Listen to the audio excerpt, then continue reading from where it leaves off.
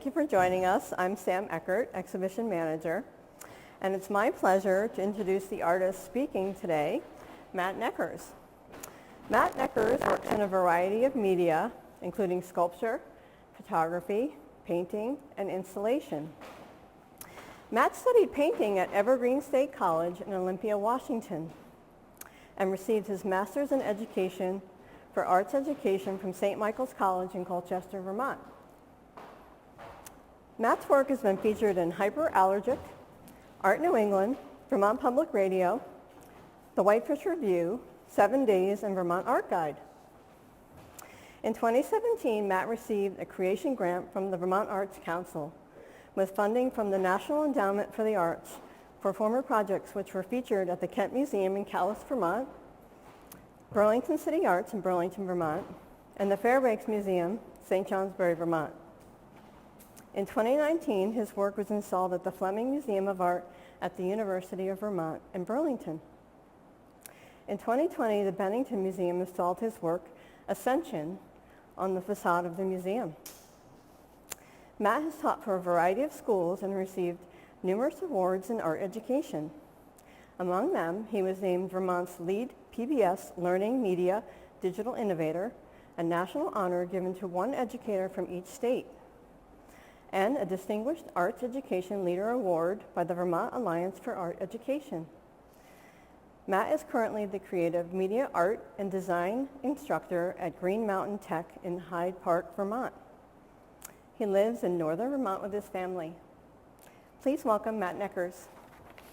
All right, so I was kind of thinking on the way in here, there are a couple different versions of this talk that I could give, and one of them would be the normal slow version, and the other one would just be to show you a whole bunch of things all at once and do the 1-minute version of the talk, and then you can decide if you actually want to stick around for the rest of it.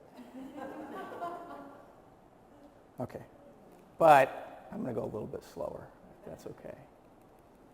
Of course, now I got to get back all the way to the beginning. Okay, so I think what I'm going to do today is I'm going to do a little bit of talk about me and about where I'm coming from and my art, and then maybe talk about the work that's here. And so I'm going to start at the very beginning, and hopefully I'm not going to give you my entire life story, but I'm going to give you a little bit of the art piece. So I grew up in Grand Rapids, Michigan. And Grand Rapids, Michigan is a fairly conservative place. I'm seeing some, yeah, right? Okay, so you know Grand Rapids. I grew up in the Dutch Calvinist community. I went to religious schools, and the same people that Betsy DeVos sent, place that Betsy DeVos sent her kids. And at that time, it really wasn't a place I don't think that was known for art, for the furniture design, that kind of stuff, but maybe not for this. And in 1969, so I'm born in 1970. In 1969, the city of Grand Rapids decided to bring a Calder Stabile into this part of urban renewal, into this square in the town. And my dad's office was in the building that's like right over there in the corner on the 8th floor. So my dad's a lawyer, and he's looking down while this is being made. And at the time, it was incredibly controversial. It was one of the first public art projects that was put together with private and public money. And it was, controversial enough that people got like their windows shot out and that kind of thing, the people that were trying to bring it to town. But over the course of over many years, it actually became the symbol of the town. And when I was a little kid, so as this was going up, there was actually an art festival that happened underneath this Calder Stabile. And hundreds of thousands of people would actually show up for this, in a town where really there were hundreds of thousands of people. And so for me, this was a big part of my childhood. And it wasn't about the art for me. It was about that you'd be able to go there and hang out with your friends, and there was food, and there was music, and that kind of stuff. And so I've kind of joked that really we kind of thought about this as just kind of a piece of furniture. We'd look out the window, and there it is, right? But I think, I'll sort of keep going here. So this is probably, I don't know, I'm guessing like 1978, around then. And the Festival of the Arts, which is still happening, of course it had a paint in, because it was 1970s, and a glue in, and those kinds of things. And I remember this day because I'd gone through the art show that they had there as well, and saw some of the abstract work, which was kind of horrifying to me, because I hadn't been exposed to that. And so I made this painting to mock the abstract paintings that I'd seen on the inside. So that's the look on my face, right? And as a former elementary art teacher, I know something about kids, right? You're at that age, and really the art that you see is either, like you respond to bright and colorful stuff, but at least in the 1970s, the art that I admired was very perfectly drawn, realistic artwork, and it took a long time for me to kind of move away from that. And I didn't hate the Calder art. I mean, that's pretty cool. It's this giant, enormous piece. But I don't know. And then I look at this painting, I'm like, I don't mind that painting. It's not too terrible. Okay. So I'm going to skip ahead now. Oh, by the way, I did want to say, so I was thinking about this on the way in here. Imagine if, as part of urban renewal, they had decided to put what they originally planned to do, which was a statue of the senator who represented the district. And how would that have impacted me? Or I was thinking about Richard Serra's piece, Tilted Arc. Anybody know about Tilted Arc? Put in the middle of a square, very controversial, right? And my dad's in that office across the street. And instead of looking out the window and watching Calder show up and install this thing, and by the way, there's a mural on top of a building across the road that he did. Imagine if it's Tilted Arc, which is controversial, that everybody hates, and then where do I end up, right? What kind of art am I going to be making? I'm not going to have any of those primary experiences, and I'm not going to have the acceptance in my community for the arts, which is what this did. So when I'm in a place like this, which is really a community arts organization, it's worth considering the impact of that, right? And I can see some people here that are about my age when they were there, and hopefully you'll get a chance, if you haven't done this already, to come up and start moving things around, right? Because that's what this is intended to be. So a lot of that informs my work. Okay, now you saw it, I've got like 89 slides, and I got to go fast through the rest of them, okay? All right, so we've already seen this. So we're jumping ahead probably almost 30 years at this point, I'd guess. And I'm living in New York City. I'm not going to spend a lot of time on this, but I think, like a lot of people, I went through a lot of time where I made really bad art. Made a lot of art, but I made really bad art. I had kind of a traditional way through school, and I studied art, and anyway, ended up in New York. And started experimenting a little bit more with found objects, doing more sculpturally. My degree was in painting. I paint, right? But and we'll talk about this later. I'll talk about some of my challenges as a painter. This is actually one of the earlier pieces when I first moved to Vermont. So I'm playing around with this, and you're going to see flight come into different things as we go through this. And so these are parachutes and bottles, and it's a little bit cliche, message in a bottle kind of thing.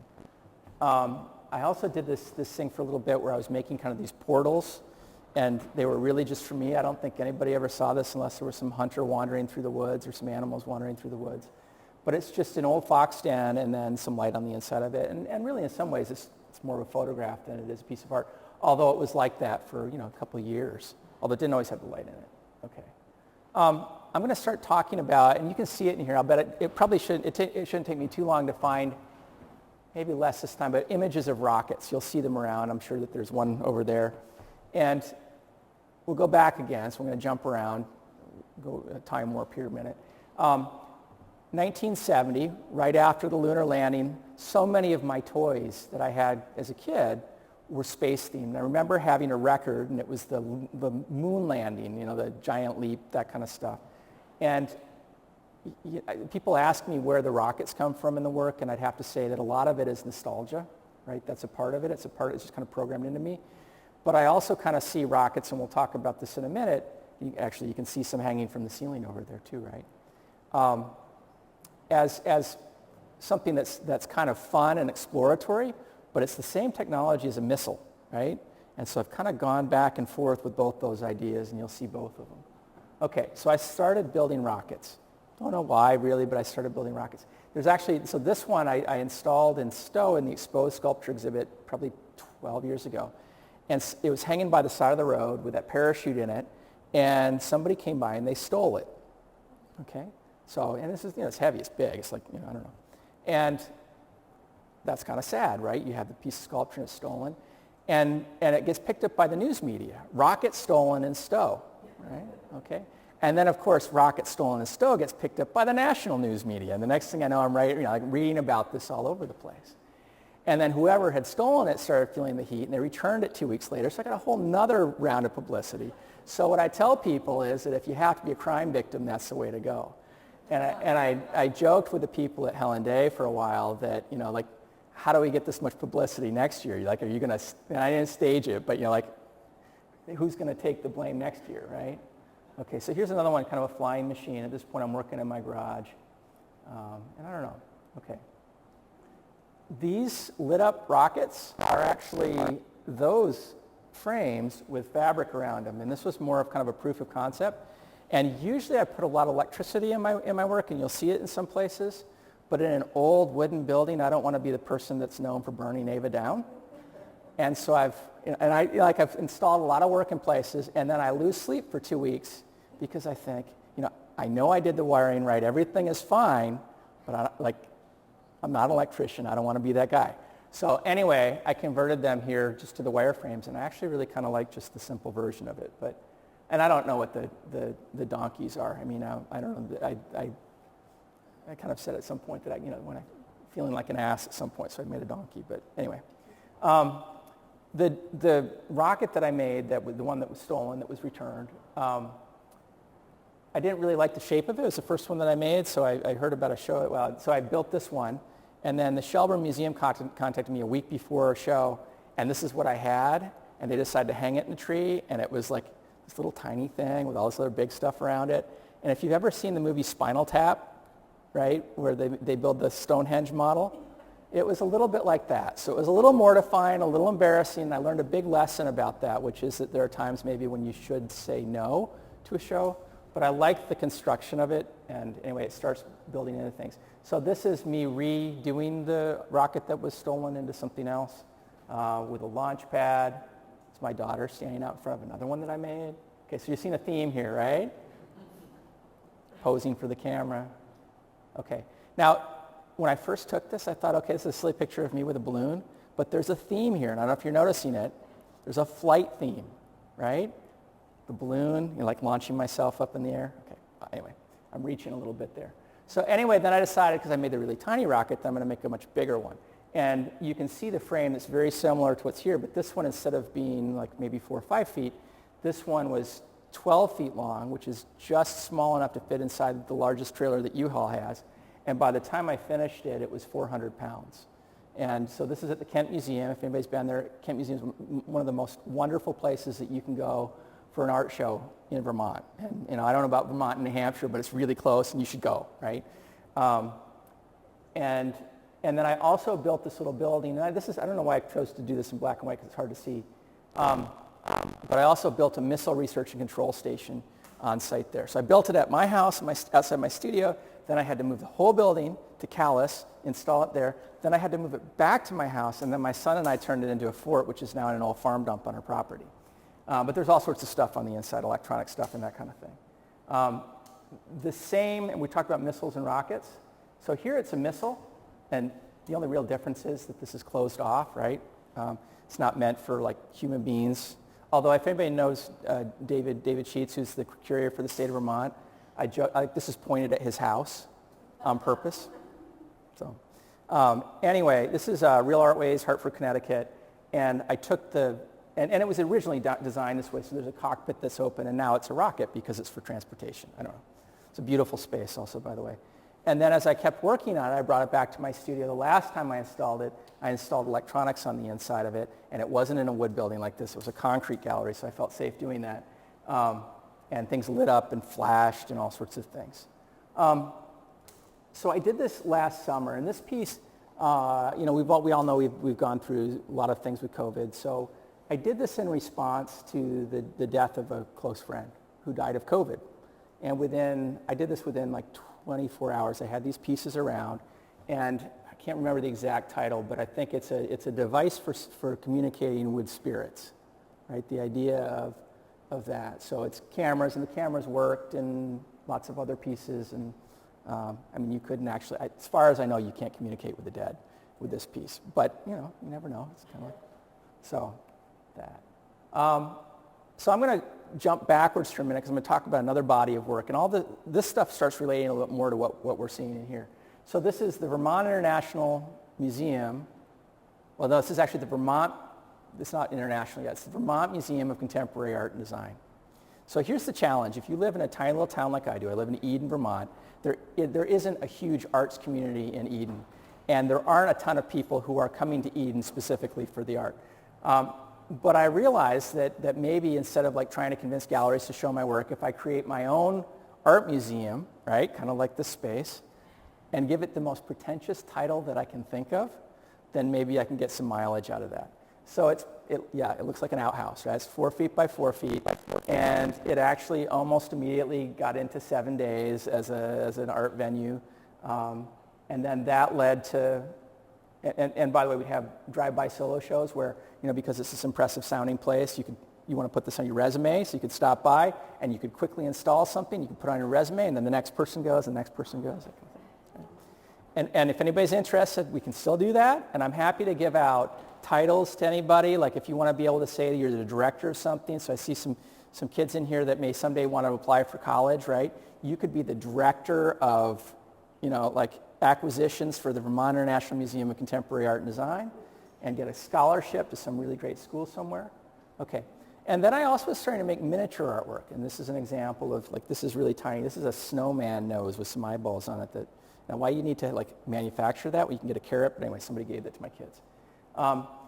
And so at the same time, I decided, okay, well, nobody's actually coming, even though like we're getting publicity, nobody's actually coming to the museum. So the trick here is to make it mobile.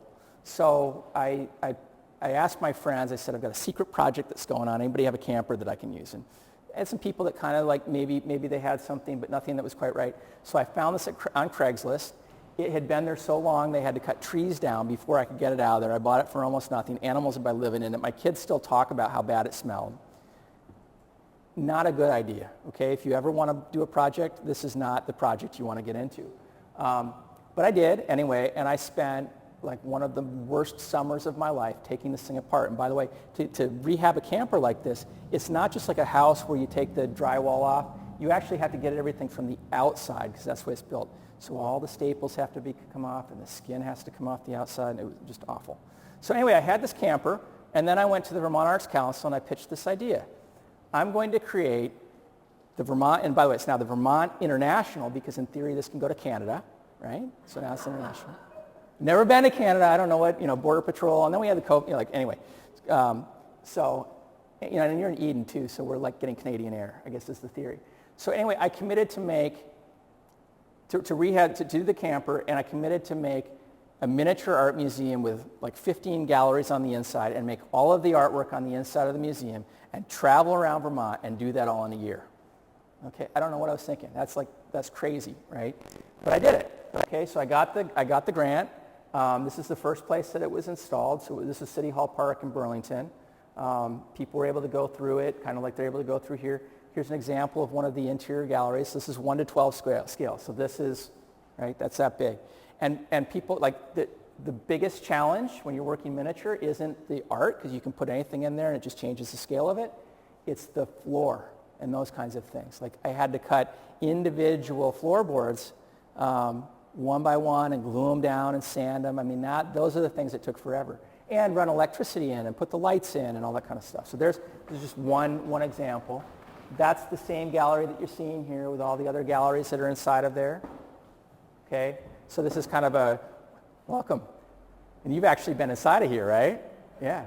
So this is actually, it's tiny space, right? It's like, I don't know, it's a 12-foot, 14-foot camper.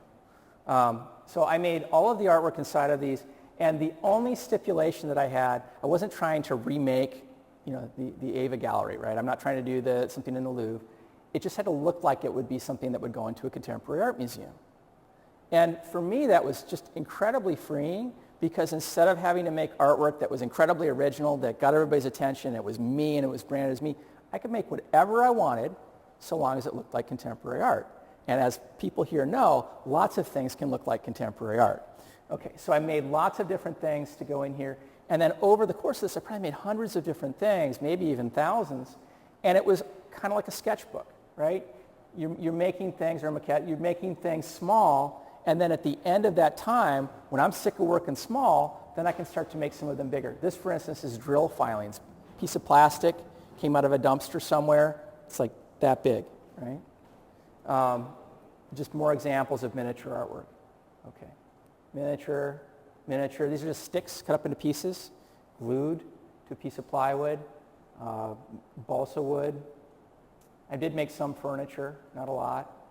I bought this. I didn't make the red chair, but everything else I made, I think.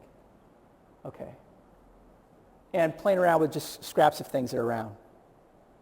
All right, and I did take this around and tour, right? So we talked about that. So this is City Hall in Montpelier.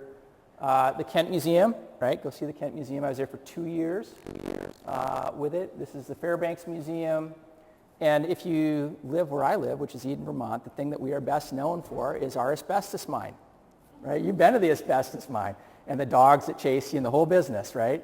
You were there when the dogs chased us, I think. Well, they don't chased is the wrong word. So at one point, I actually took the camper to the asbestos mine. And by the way, so if you go on the other side of the fence, that's where the really dangerous stuff is.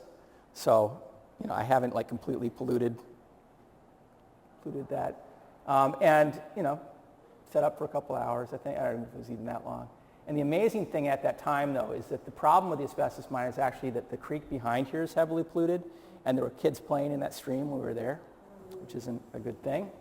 But it's like there are hundreds of millions of tons of waste rock up there. It's like it's an abandoned city, but, like, it is what it is. Okay.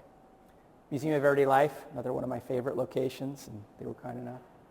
Okay, and then, so we have the original 4x4 museum, and then, of course, if you build a camper and you live in a place that gets as much snow as Eden, Vermont, you got to build a shed to put it inside of.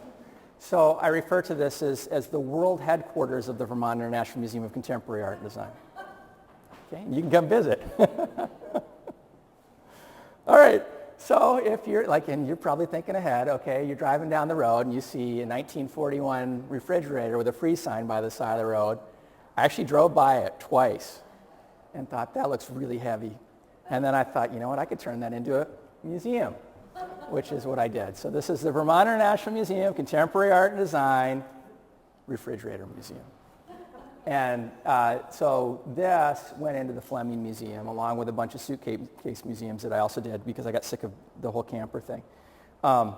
And the thing about this is it ties to this is all of the artwork on the inside. This was a participatory piece, so people could come in and they could curate their own shows. And so there's a kit that's sitting on top of there, and you could open it up, and it had, I don't know, what are curator things? It had a name tag, it had eyeglasses, something to take notes with, a little clicker to click the number of people that are coming in the gallery, and lots of artwork, and people could change it around.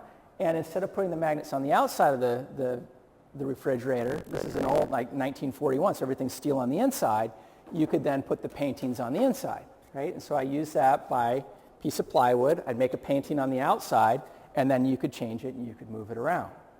In the process of doing that, I ended up with a lot of plywood and a lot of magnets, and then I started going a little crazy. And that's where this starts to come in, okay? So here's the Curator Kit. There are, of course, rules. You got to wear identification while working with exhibits, use gloves to prevent damage from fragile artwork. And then you choose artwork to display, arrange the artwork, only museum-provided artwork, practice safe lifting techniques, which is really important when you're working in miniature art. Okay. We had a lot of fun. It was great. These are the suitcase museums that were part of that show and just had lots of artwork on the inside. Again, I think this one actually, these may be magnets on here as well. Okay. And then, just playing around with photographing things. And you'd be surprised also how often I get people that send me emails, and I've even people send me books to the Vermont International Museum of Contemporary Art and Design thinking it's like this real thing. Asking for jobs. I've had people legitimately ask for jobs. Okay, when you work really small and your eyesight is going because you're this far away from everything, I started working big again. Okay, and this is just a random image of me in my studio. I'm probably posing for Instagram because that's what we do these days. Another one. And I'm sure that some of these things are in the gallery right now. I've got a feeling that is that over there, that flattened piece of thing. I don't know, venting. All right, so switching back. So 5 years ago, cancer, me, right? And that was this representation. So there was a while where I couldn't really get into the studio and do the work that I wanted to work. I can't go up and down a ladder or whatever it is. And And so all I could do was make these tiny little pieces that look kind of like bullets, and I put them into this thing. And I didn't see it as cancer when I made it. I was just like, okay, I'm making this thing, but that's clearly what it is. And again, kind of going back to the crime victim thing. So for when we go back to having something stolen. So for me, I built a new studio. I hurt my back while I was building the studio. I went in, and in the process, through some random intervention, they found out that I had kidney cancer, right? So my art, my studio, saved my life. It happened before it could turn into this, this grapefruit-sized, basketball-sized thing. And so I'm missing part of a kidney, but it's a lot better than what could have happened. So anyway, all right. We're starting to get just before COVID here, and this part here is actually, I bought it from a dentist. This is actually part of a dental thing from the 1920s. And I had a show that I was getting ready that was going to go into a gallery, and literally the night before, there's that rocket again. Literally the night before the show was supposed to open, the governor decides everything's closed down because of COVID, right? So I had everything all packed up, ready to go. And then as things were opening back up again, the Bennington Museum contacted me in 3 weeks we're putting a show on, right? We're going to open back up again. And so that's where that thing ended up. And it was supposed to go on the facade of the museum, the front facade of the museum, but the historical district objected to have anything lit up on the front. You would have been able to see it, kind of this beacon at night. And so instead they put me, behind the creepy Abe Lincoln sculpture. And if you've ever been to the Bennington Museum, I'm not going to explain it to you, but go look at it sometime and you'll understand what I'm talking about. Although I do like to say, right, that my work was installed just inches away from Grandma Moses's work, which is true because it's on the other side of there. That's the Grandma Moses Gallery, and that's my work. So I get some credit there. Okay. Let's go back to Calder for a minute and Calder's Circus, which truthfully, the video of him doing it, but I wasn't as drawn to this work, but I think this kind of idea, and then this is at the Shelburne Museum, the Kirk Brothers Circus, if anybody's ever been there. And so I wanted to experiment with working with carving wood, and I'd never really done much of that before. I'd worked with wood, but I'd never really done much of it before. So everything shuts down in 2020. Luckily, my studio's behind my house, and I have piles of wood scraps, right? And so what I did is I committed to making at least one carved figure a day for as long as I could do that. And I did that for months and months and months. I made hundreds of these carved figures without a lot of thought about it and without a lot of safety. At some point in it, I had to go get 5 stitches. And I remember when you didn't want to go to the emergency room because it was like COVID and that kind of stuff. I'm lecturing my kids about, you don't do anything, that's going to get yourself hurt because we don't want to, and then it's me in the hospital. And then I'm fine, but anyway. So this is just some of the stuff early on that I was making. On my workbench in the studio, right? So these are, and some of them are over there, right? Yeah. I think this one actually went to the Bennington Museum at one point for a show. And I got sick of them being kind of cutesy. Around the election, they started to take on different themes. They started to get tied up, and so these are kind of some of the later ones. Okay, and now we're getting more closer to the work that I'm doing right now. So this is my studio probably maybe a couple of years ago, starting to think about using those magnets in a different way. And the walls of my studio are similar to the way that they are in here, 12 feet high. And by the way, I work like chaos, right? My studio is usually chaotic. And so this led me to a show at the Vermont Studio Center. Again, everything's shut down. So normally people would be able to go in the gallery, and by the way, it's my family in there. I posed them in there to make it look like people were in there. But the reality is that people weren't really going inside of there. And so it was primarily to be seen from the road. And it was in the winter, so there's this beautiful view at night, being able to see this. And then that kind of evolved. A lot of these are made out of metal. Most of these are made out of wood because I realized that if they're made out of metal, they're sometimes sharp, and I don't want people interacting with them. So most of this is new for this show, but some of the pieces are probably, I can see that yellow piece. Anyway. Okay. And then Burlington City Art said, we want that piece, but we want it smaller. So I took all of it and squeezed it together in one piece. Not really, but pretty close to that. And then we start getting into the work here. And so this is getting ready for this show. Again, sort of the posed Instagram photo. looking like I'm. Anyway. But there are lots of different versions of this. There's lots of different chaos that goes along with it. Some things made it in the show, sometimes some things didn't. And and then here we are. And I'm including these because I know that this is being recorded. So I thought, there are some people that might not be able to see everything in the gallery right now. But most of the work, as you look around here, at least maybe from here to here and around the other side here, things on the blocks that are over there, it's all magnets. And we had to kind of figure out whether or not we let everybody move everything around. But I almost want to try something right now. I don't know if people are going to be upset about this. But I wonder if I can move the computer out of the way and get everybody come up here and take like 10 things off the wall and move them somewhere, okay? Is that going to make you nervous? No? Okay. And so here, I'm going to have there's going to be one rule here. I'm going to move my computer, right? The rule is that these can be mixed up, and they can be, but the ones on the other side only mix up with each other on the other side. Does that make sense? I'm not really saying that very well. So any magnet here can go anywhere over here. In fact, we could even expand it if we wanted to. No, maybe let's not do it. Let's just try to do this because I think we can do it? Okay. And there are ones on the other side there too, okay, that you can start playing around with. All right. When I'm talking to my own students, I go, ready? Go. So everybody moves at least 10 things. You can move more than 10 things if you want to. And they break. If they do break, that's fine. I know the person who made them, so he can make more. And it's not like I only have a handful of them.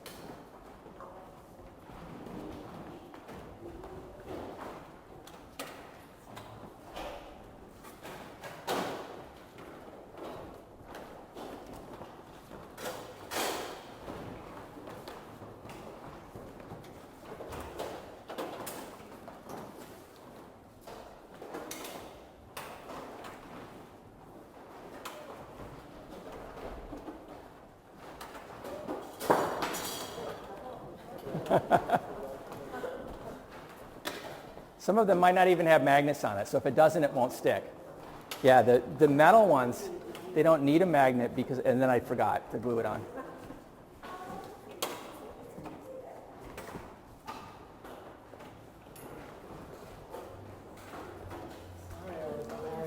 So, thank you. It looks so much better in here. Is everybody noticing this? All right. That was actually really wonderful for me because I work, by myself in a studio, and I'm the one that's moving these around, but to actually see other people, and this many people in here moving things around is really great. So thank you. I think you experienced a bit, maybe you just did it because I told you that you had to, right? And you felt obligated. But as a painter, my frustration was that I'd make something and I wouldn't like it, or I'd get bored with it and I couldn't change it without having to repaint the whole thing, right? And I'm not usually someone who can make something. There are people that have like perfect penmanship and their design skills. They just make something that's good. That's not me, right? And so for me, the fact that I can come in here and say, you know what, I like this or I don't like this, or I'm going to take this one away or I'm going to change things around, that's exciting to me. I like that idea of change. I also like the interactive part of it. I think, I believe in kind of a more democratic type of art, which is the idea that everybody participates as opposed to the political version of that. But anyway, so thank you. I'm not really sure. I think at this point I'd like to open it up to questions, if that makes sense. And hopefully, by the way, keep playing with this stuff. This looks great. So thank you. All right. Anybody have any questions? So when you came into the gallery, Yeah. when you installed this work, Yeah. can you talk a little bit about that process and your thinking? Because some of these pieces occurred for you here. Oh, absolutely. Yeah. So what happened when I came into the gallery here? I think, first of all, thank you to the gallery here for allowing me to do that. And by the way, if you haven't done this before, this is a beautiful space, and it's very, very rare as an artist that someone gives you this much space and just says, make something, right? Go for it, which was really, really wonderful.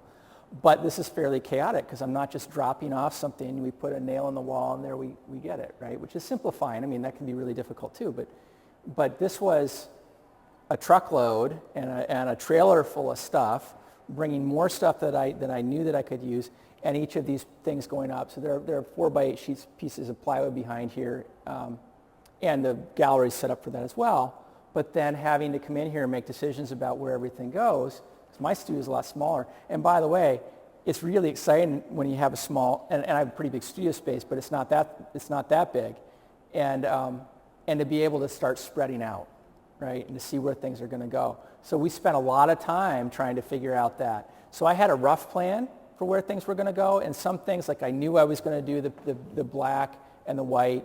I knew the lawnmower. By the way, that's my lawn. That was not my lawnmower. That was a part of a lawnmower. Oh, it's beautiful. Thank you. Yeah, thank you.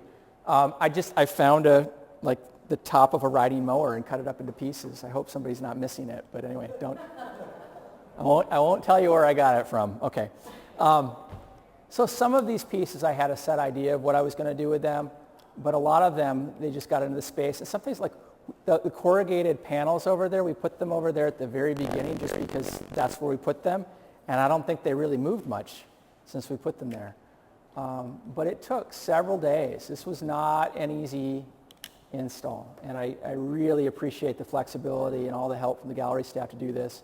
And particularly like intervening at a certain point saying, we just got to do this stuff over here. And like, you focus on that. So yeah, it's a pretty intense process.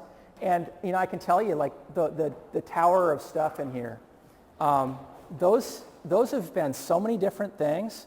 At one point, they had legs on them. They looked kind of like sheep, like metallic robot sheep, and that was my plan. I had these big speakers that I was going to use with the boat that's over there, and on and on. But that installation part, I think is really exciting. It's high pressure, but it's really exciting. So I appreciate that. I don't know if that answers the question, but yeah, what a great space to be able to do that in. Where are you finding your materials? Well, you should probably ask my wife and kids about that, and because they'll tell you basically that I'm hoarding things all the time. I'm a collector, right? And I'm especially a collector for things that are cheap or free. So like I'm looking at the filing cabinet, and I could tell you like exactly, like that was behind the school that I teach at. And, I cut it up into pieces and welded the thing shut and made it so that you could, right? So a lot of things are coming from dumpster diving, places that I know, secret places that maybe I won't tell people, yard sales.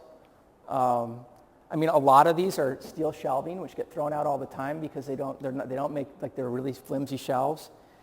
Ironing boards over there, by the way, the easiest thing to find if you want scrap metal is ironing boards. Once I started looking, I've got like 10 of them, and I brought probably 7 or 8 of them here, and a lot of them didn't make it in the show. The venting material came from Queen City Steel. They have this great scrap yard. You got to pay them by the pound for it, but that's pretty light, so it wasn't that bad. And they also had some of it was just like that, and then right next to it, they'd run over a whole bunch of it with all their heavy equipment. And that's what that is over there. So the stuff next to the corrugated is that, but squished by a huge machine, right? And it kind of is what it is. And just like insulation, right? I'm making the camper and I need insulation for it. I don't know why I thought I'd be insulating it, and then I suddenly, and by the way, if you're, like for younger people here, you want a really easy project for magnets, this is it. It's just probably environmentally not very good for anybody. One of the few things that I bought, but yeah. You can also get it when you get like frozen stuff sometimes and dry ice, it'll come with something like that. So yeah, all over the place. All over the place. Yeah. Now, can you take that big piece Yeah. and reconfigure all the panels to make it smaller or Yeah. make it rectangular? Yeah. Yeah. It can be different anywhere you go. So in my studio, this and that were one big piece.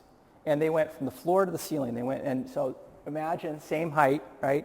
Floor to ceiling, and it would have been, so this is 8 by 8 foot, so it would have been 12 by, and now you make me do some math here. 12 by 16. And then a lot of that got broken up. This was a part of it at different times. And so the advantage of working in this way is that it's modular.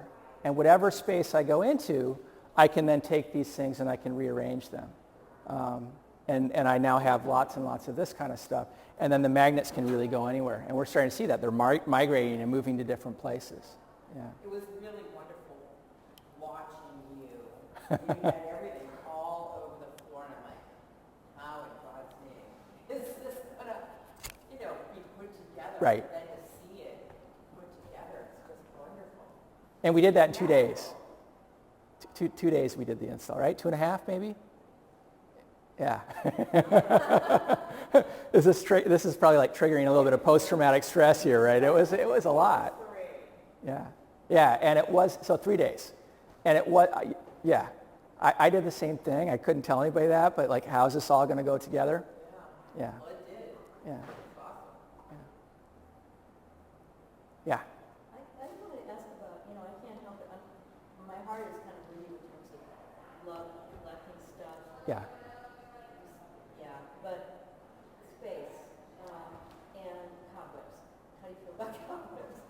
So question about space and cobwebs and what like I think that's the constant challenge, right? And then I'm not as young as I used to be, and things are heavy and moving them around. And then I look at my parents who've just gone through this downsizing of their house, and I just keep spreading out. Like I literally have built buildings to put all my crap in, right? Like I've got so much of it. I don't mind cobwebs. I don't mind dirt. I mean, in fact, and a lot of times I like the patina of something old. Like if you look at those corrugated, that's roofing. It came off of a barn somewhere, right? And they were beautiful when they came off of the barn. They had like all these different layers of paint. All that I did with them was add the squares, the painted squares, not the ones that are magnets, and I did that probably 5 or 6 years ago. And then time, right? Weather comes in and changes things around. And then they they probably were in that World Headquarters video shot that I showed of the Vermont International Museum stuff. They were probably in there. They were outside for 5 or 6 years. And that added another dimension to it. The same with the rockets that I've been building.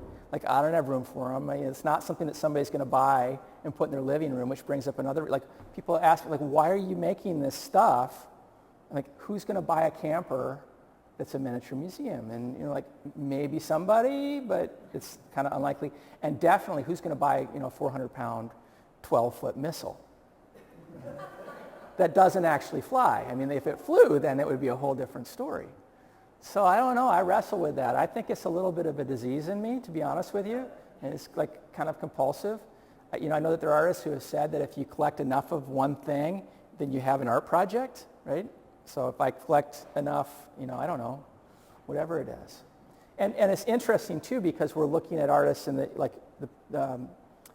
next galleries also who are clearly collectors. And like this is a box that had tools in it until 2 weeks ago. And this is the last thing that I made before the show. I'm packing things up for the show. I look at this box and I'm like, oh, you know what? If I just put a nail in there, now it's magnetic. Right? So there's a lot of that kind of stuff. And I think that, like if you go back to Calder's. Anybody seen pictures of Calder's studio? With the piles of stuff and all that kind of, like, right? To me, that's magic. But coming into my studio, I know I was talking to some people the other day, other artists that I know, and some of them get really anxious when they're in my space. Because this is pretty chaotic, but it's spread out, and it's like nice formal setting, and you can actually walk around in here. You can't always do that in my studio. So I don't know if I'm answering your question, but I don't know if it's healthy what I do. But I think it's a way that I work through a lot of things, and I love being in the studio. I'm in the studio all the time. But yeah, it's kind of an illness, I guess. Creativity is kind of an illness, a good one, I hope. Yeah. Yeah. How old are your kids and How do they feel about it? Yeah, so that's a common question. So how do my kids feel about this? I think this is just, it's wallpaper to them. Does that make sense? Like they've been around it all their lives. The father, I'm not this brilliant artist.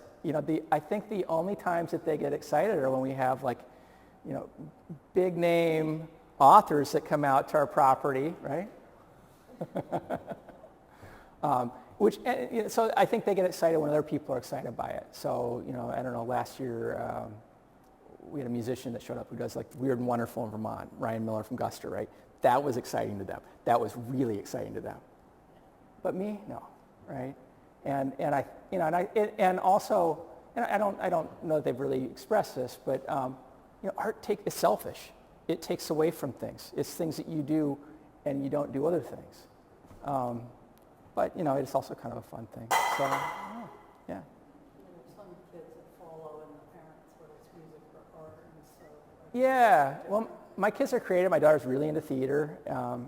My son's into all sorts of different things right now. They're 12, and to answer your other question, they're 12 and 15, right? So they're like in that mode where they're going to reject whatever we do, I guess, on some level. And going back to my dad's a lawyer, right? Calder's out there. The law, or my mom is a teacher. I'm a teacher, right? But that was the family business, or the bakery that I grew up working in. It wasn't art. We didn't talk about art at our dinner table.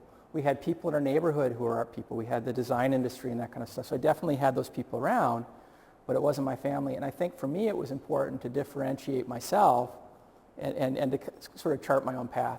And also, I don't know if anybody else feels this way, but I make art because I really feel like it's a calling for me. It's not something like, there are a lot of easier ways to do this world than to be an artist. And all of the like we do this creative stuff, but there's also a lot of rejection, and there's a lot of it's competitive and everything else like that. Yeah. Tangentially, I don't know if I'm covering any of those subjects, but yeah.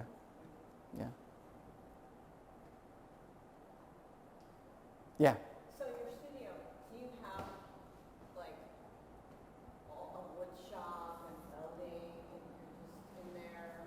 How did you learn all those things? Did you take Yeah. So so how did I learn all this stuff? I don't really have a wood shop. I have an open space. It's probably it's 24 by 32 with big ceilings, right? And it has an upstairs to put my stuff in. I have separate areas that I use. When I'm doing metal work, I have to be really thoughtful about the wood nearby, and so I tend to work in stages. So if I'm doing metal work, then I clean everything up and vacuum all the sawdust and try to get everything kind of in better shape and that kind of stuff. But I think I'm the kid who was not probably expected to go and do something with my hands. I don't know why, but that was the way that my high school stressed. You're going to college and you're going to do this, you're going to do that. And you don't take the shop classes because those are for a different kind of kid. Now I work in a tech center. I teach art and design, right? But those are my people, right? That's where I can do those things.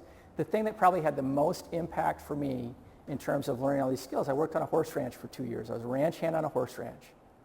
And it wasn't so much, if you're out in the middle of nowhere and something breaks, you got to fix it, right? And if anybody here is a farmer, a farmer, they can do just about anything because they have to be able to do it.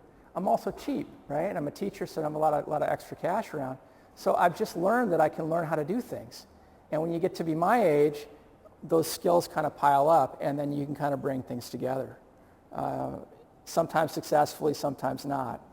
But, you can also, there are people that are really refined and careful about their work. That's not me. You can see that, right? This is more of a chaotic kind of thing. I'm not patient. And by the way, if anybody's ever in Eden, Vermont, you're more than welcome. Visit the museum, and if I'm around, I'll show you my studio. Nobody ever comes to Eden, so I can say this, and, right? I'd love to have you there if you're willing. Yeah.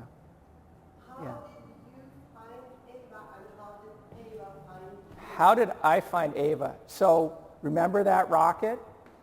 The one that got stolen, right? So Adam Blue, who used to work here, right, was one of the judges for Exposed that year. And so that was the first time I'd heard of Ava. what show is that? Exposed in Stowe. Yes. He was Yeah. So and then Adam was also kind enough to include my work in the Whitefish Review, which he edited, which is yes. Yep. And so that rocket went into an issue of the Whitefish Review.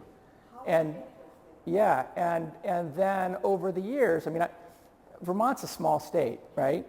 And I'm sure New Hampshire, we're just barely in New Hampshire. I'm trying to convince people that are This is really kind of, it's almost like Vermont, right? Yeah, right? Yeah. Right. And I'm an education person, right? And so, as much as I'd like to stand up here and pretend that I'm like this big professional artist, realize I'm a teacher, right? And I spent 8 years teaching elementary art. Now I teach high school kids, and we do college credit on top of that. But there's so much value in art education, which is also something that you do here, which is another component of that. But so Vermont's a small state. I know lots of people, and then I saw a lot of people that I knew were showing here. I also have a lot of connections through Vermont Studio Center, and so a lot of people I knew through the Studio Center were getting shows here. In fact, you've got some people coming up that have connections to the Studio Center. So my friends were coming here, and then there was somebody published something about a juried solo show thing, and I thought, well, that doesn't look like it's too much work, right? And sight unseen, I applied, and I really didn't know much about this space. And then I came down here and met with Sam in like January or February. And I was kind of like, wait a minute, I get like 2 full galleries in this much space? Okay? Usually somebody comes into my studio and they're like, we want that one, but we want it like a little bit different and, deliver it in such and such a date, right? So this was really wonderful. So yeah, it was some social media post probably about that, or maybe I went to your website, but that's how I heard about it. Yeah. And I'm promoting it to other people too. Saying, you should really think about this. Yeah. Yeah. Anyone else? Can I just ask an education question? Sure. Yeah, absolutely. Like you said you taught elementary art Yeah. for a while. Yeah. I can imagine what that might have been like.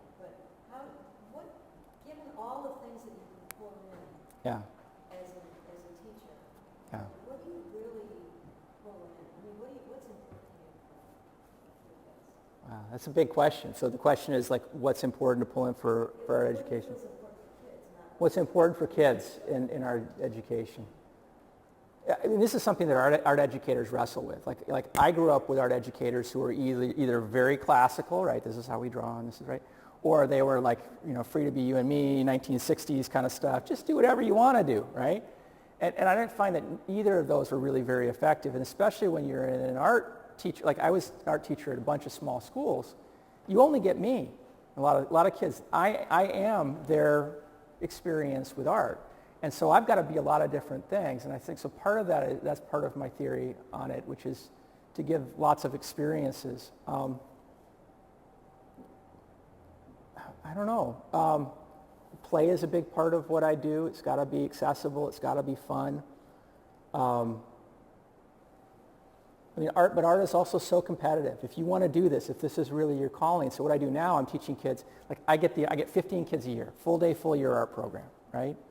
And they're coming from the whole county. They do a year of high school, and they do half a year of college at the same time. And for those kids, it's a very different world. So we go really deep into fairly technical stuff. But yeah, ultimately, little kids, it's play, it's experience, primary experience. Take them to see real work by real artists. I don't know. I feel like it's Yeah. problem-solving skills is Sure. kind of really something that gets overlooked in what art education can do for kids. Absolutely. Yeah. Well, and I think a lot of people approach art as a recipe, right? Kind of a craft. And craft is wonderful, okay? But I think we ought to make some distinction. And some of this is, like, there's a lot of craft skills that go into it. But an art class shouldn't be, okay, everybody take out your piece of paper, and then you do this, and then you do this, and then you do this, and then they all look the same, and we're really proud of it, and put it on the wall, right? And so, yeah, it's problem solving. I mean, creativity, which is really hard to define, but it really is just coming up with lots and lots and lots of ideas. It's idea generation, and then if you come up with 150 ideas, chances are one of them isn't going to suck, or it's not going to suck as much as the ones before it. So yeah, I spent a ton of time with my students just on creative process and trying to help them discover their own creative process, because the reality is they may not like this kind of work, right? They may have a completely different mindset. But yeah, I love teaching. I think And it also allows me to make the work that I want to work and have my basic needs met. So I have health care and I have a job and that kind of stuff. And I can make the kind of work that I want to make in here. And, truthfully, I'd love it if somebody came by and bought this, right? But if anybody has room for it in their house, I'd be real surprised. Okay? And this is a year of my life. I did this for me, right? I did this for you, right? So you could experience it, but I also did it for me. And I think that's something that students need to know as well, right? That it's not just a market. It's not, yeah. Wow, Matt, thank you. Thank you. Yeah. Thank you for coming out. This was really nice. Yeah. And feel free to come up and this is all. Yeah. All right. Thank you.